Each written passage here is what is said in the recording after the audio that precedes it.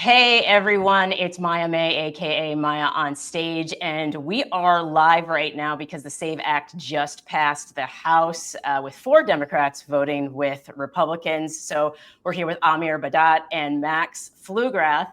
Amir is with the Southern States Director and Senior Advisor at Fair Fight, based in Jackson, Mississippi. He's a racial justice attorney who has extensive experience advocating for voting rights in Mississippi, across the South, and nationally. That sounds like a lot. And Max is the communications director at Fair Fight and political strategist who has worked on statewide campaigns in Georgia and Florida, including a successful statewide race. So, guys, the SAVE Act, it sounds like a good thing, like something's being saved, but for people who haven't been paying attention or aren't super dialed in, can you tell us a little bit about it, Amir? The SAVE Act, what is it? Yeah, so the SAVE Act is a massive voter suppression bill that was introduced in Congress by a congressperson from Texas named Chip Roy, literally about an hour ago.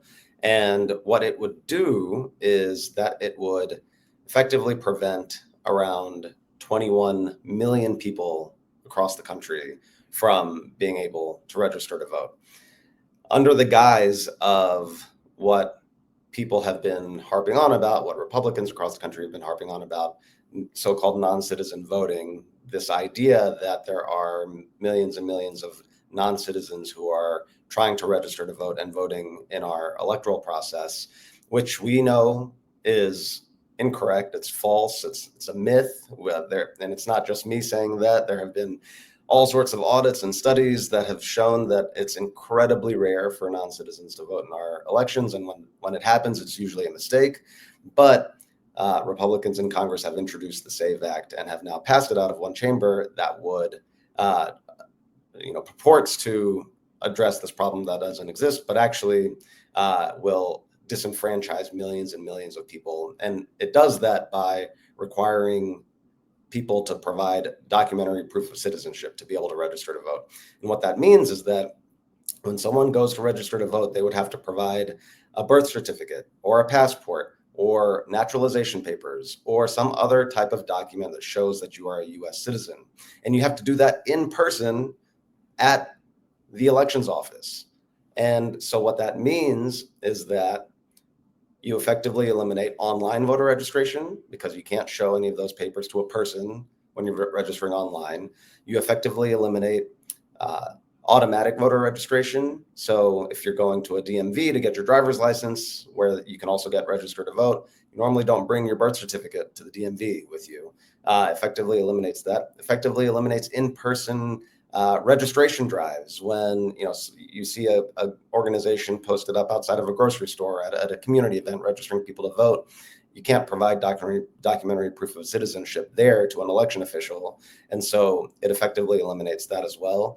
And so millions and millions of people would be affected, not only when they're first time registering to vote, but when you are renewing your registration, when you move to a different location. And so it's an incredibly impactful voter suppression bill that has the potential to disenfranchise millions of people across the country. So it's being characterized as something that would disenfranchise mainly women because of the name change aspect of it. Can you talk a little bit about why it's disenfranchising women, but also from what it sounds like, students perhaps as well, because they might have a hard time getting a hold of those documents if they're away at school when they turn 18 to register, but also trans people as well. So Max, can you talk a little bit to that? Yeah, so based on what Amr said, essentially the issue is that they are requiring documentary proof of citizenship and expensive government documents at that you may need to wait days or weeks to even get. But then on top of that, it has to have your original name. So let's say a woman got married and changed her last name, but did she get an updated new birth certificate? Did she get an updated passport? She would need to provide these updated documents showing that name change to be able to register under this bill. They say they have a process in place to mitigate those things, but that would then go down to a state-by-state basis and really just be a wash and a big mess. So and then when it comes to students, the issue is you're away at school.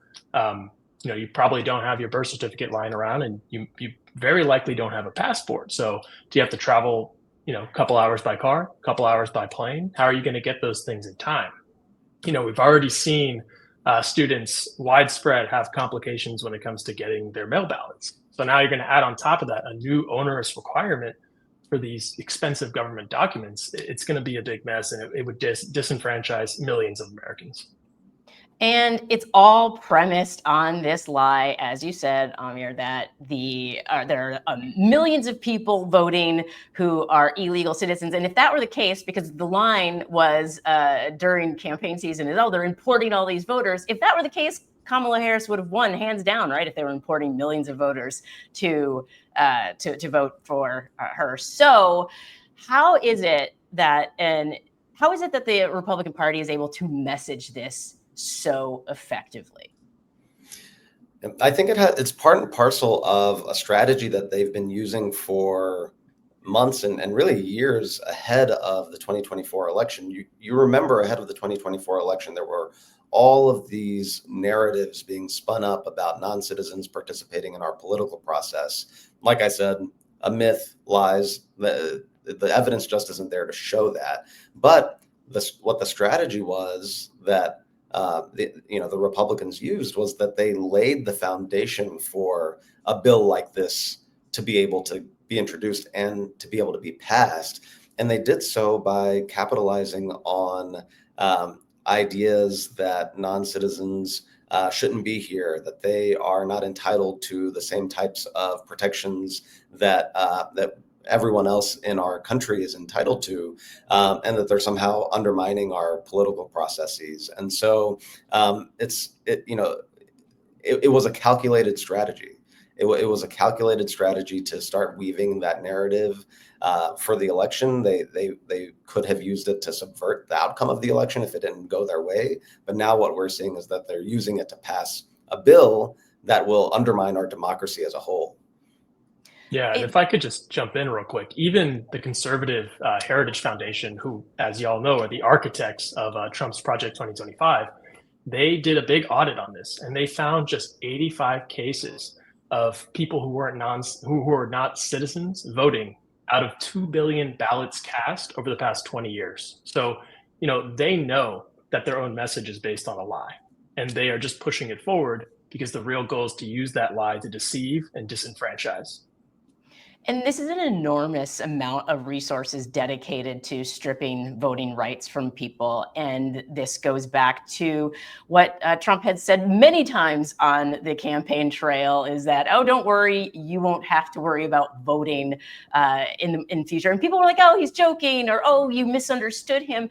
Is this part of a play so that come the midterms, it doesn't really matter? Tell me more. It's absolutely that. If I could just hop in real quick. Actually, this week, Trump was at the NRCC's big fundraising dinner. They bragged that they raised a record $35 million. So he's in a room with some of the biggest donors, all the bigwigs of the Republican Party, and he basically says we're going to have some great elections coming up because the states are just an extension of the federal government.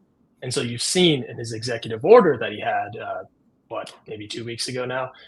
He is trying to use executive power to seize control of state elections and rewrite election law, which is blatantly unconstitutional. So he's been kind of laying this out now and saying the quiet part out loud for a while. And Amr, I'll let you talk a little bit more about the state federal issue if you'd like. Yeah, because that flew under the radar, I think, for a lot of people. And so if you could break down that executive order, which I don't even think was 2 weeks ago. I think they're coming out so fast now. It was actually sooner than that. But can you break down what this executive order does? Because it also entails Doge, and we all know how much people can't stand Doge right now, and that's across the board. So. Yeah, it's hard to keep track of all of the flurry of executive orders that are coming out of the White House. But what this executive order does, it says that it's aimed at preserving election integrity. We know that that is not what its aim is.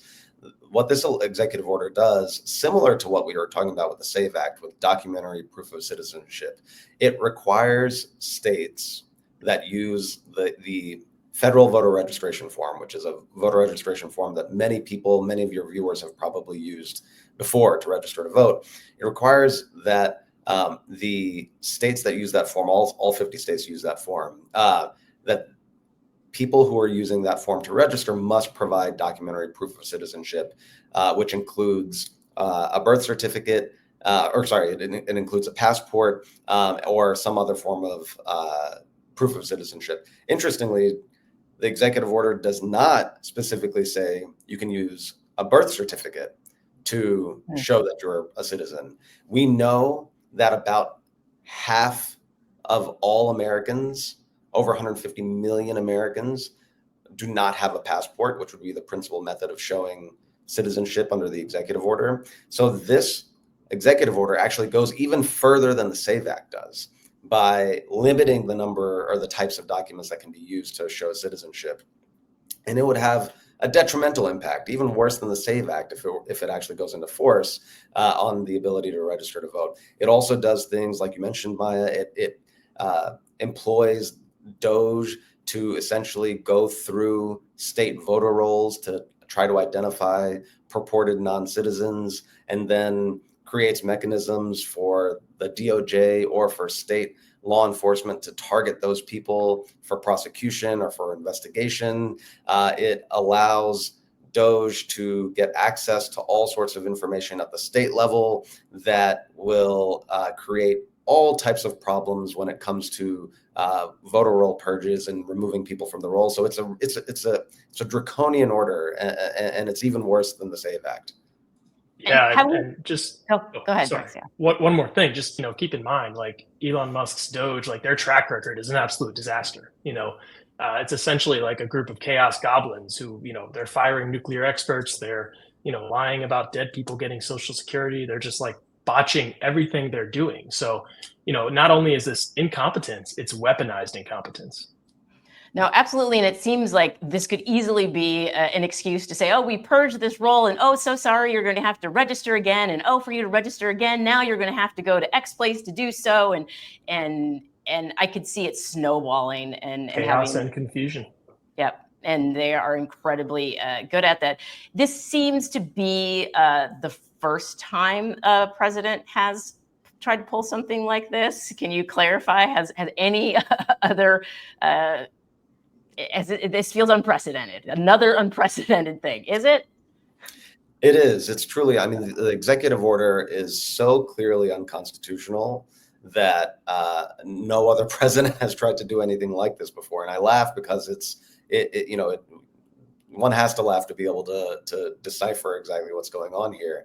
The executive order, the way that it does this, the way that it carries out what I just talked about, is that it directs the independent agency called the Election Assistance Commission to require these changes to the federal voter registration form.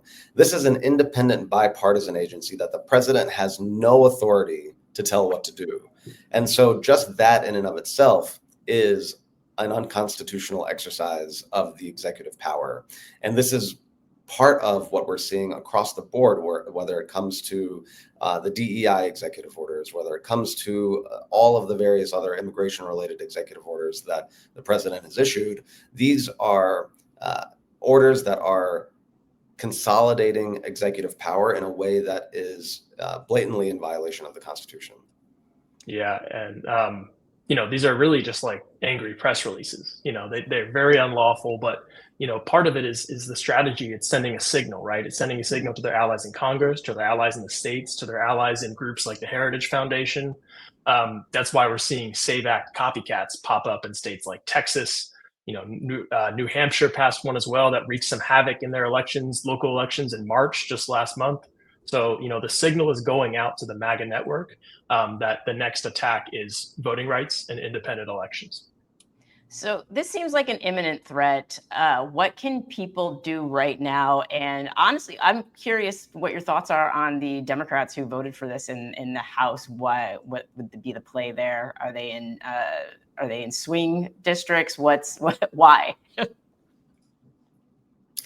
Well, I'll talking about the Democrats in the House who voted for it. Yeah, some of them are in swing districts. Some of them, this isn't the first time that the SAVE Act was introduced in Congress. It was also introduced last year. And some of the Democrats who voted for it this time also voted for it last year. I will note, though, that there were 5 Democrats who voted yes last year. 2 of them voted no this year. So that's progress. And they voted, obviously, in the right way. But I think, Democrats are also subject to some of these narratives, these false narratives that are going on about immigration. And I think they're feeling some pressure in their home districts. And that's probably why they did this. But we are feeling confident that the bill will hopefully die in the Senate. But what it will take for that to happen is for everyone who cares about our democracy and wants to continue having free and fair elections to call your senator. Call your senator and tell them that they need to vote no on the SAVE Act, because this is, like we've already talked about, an unprecedented attack on our democracy. The only time, I forgot to mention this is the only federal piece of legislation ever in our country's history that has limited voting rights. We have not had federal legislation limiting voting rights in our country. And this is the first example of this ever. And so we need to meet that historical moment with historical mobilization. Call your senator and tell them to vote no. Yeah. We need every Democrat in the Senate to stand firm. And absolutely, whether you live in a red state or a blue state, whether your senator is like already out there saying things about the SAVE Act, it doesn't matter. Like, we need to make them feel the pressure at every turn. We have a question from a viewer. I'm already a registered voter. Do I have to register again? Amir, could you take that question? Sure. You do not have to register again. One thing I want to make clear is that neither the SAVE Act or the executive order are yet in effect. The SAVE Act hasn't become law. The executive order is currently subject to several legal challenges. And so no one has to re-register to vote as of now, because neither one of these is in effect. If they did go into effect, you wouldn't have to re-register. But if you wanted to update your registration, for example, if you moved somewhere, then you would have to show these documents that we talked about. There's also, we mentioned that there will be voter purges based on citizenship or evidence of non-citizenship that will take place under both the EO and the SAVE Act. And so if you are purged from the rolls because of these purges, then you would have to re-register. But again, right now, neither one of these is in effect. And so voters don't have to do anything except for call your senator and tell them to vote no. Would you recommend that people ahead of time, just in anticipation, in addition to calling senators, of course, yes, everyone, please call your senators, but would you recommend people start to update their identification if need be, or find these documents just in case they do get purged from the rolls? I'll give that to you, Amir. Sure. Sorry. I wasn't sure if Max wanted to jump in. I think it wouldn't hurt to find these documents. I was actually thinking through where I would even look if I wanted to find my birth certificate. I would probably have to call my parents and see if they had my birth certificate at the house. I would have to, dig through a bunch of drawers to see if I could find my passport. And so it wouldn't hurt to find these documents if you have them. But again, like I said, these are not in effect yet. And so we still have a chance to defeat them. Yeah, absolutely. And Max, from a comms perspective, what message do people, because there are so many reasons to call a senator right now, to call our elected officials right now, and people are maybe getting a little burnt out with what feels like everything's an emergency. Can you talk about what's the best way to approach connecting with our elected officials? Is it social media? Is it calls? Is it letters? Is it showing up at town halls? What do you think is most effective? Well, I think all those are important tactics. It just depends on what you have time to do, what you can do, right? And I think just, taking a step back, looking at what's happening here, Cory Booker's historic speech really drove that message home. We all have the power to do something. Whether you're a U.S. senator, you want to hold the Senate floor for a record-breaking speech, or if you're, a regular Joe who just is going to call their congressperson their senators and tell them their opinions and remind them that they work for you. But I think calling your members, showing up at town halls are definitely effective. Make them feel your presence, make your opinion known. Because the bottom line is this, this is not this is not an election security bill, the SAVE Act. It should be called the Save MAGA Politicians Act, because what it's designed to do is insulate them ahead of the midterms. As Trump's policies are tanking the economy, driving up prices, and they're handing out tax breaks to the ultra wealthy, they want to protect themselves because they know when the people learn what they're doing, they're going to be held accountable. So we're urging everyone to call both senators and talk to your friends and family, talk to them about what's at stake, and show them that it's easy for them to make their voices heard. All they have to do is call their senators. All right, so spread the word, everyone, because voting rights, that's the right that protects all of our other rights. If we cannot vote, we do not have a voice. So thank you so much for joining me, Max, Amir. We are grateful that you're here. Where can people find your organization? How can they donate? Where they find you? Go to fairfight.com, and across social media, you can find us at @FairFightAction. All right, perfect. All right, thank you, gentlemen. We'll see you, and hopefully everybody start dialing. Thank you. Thanks, Maya.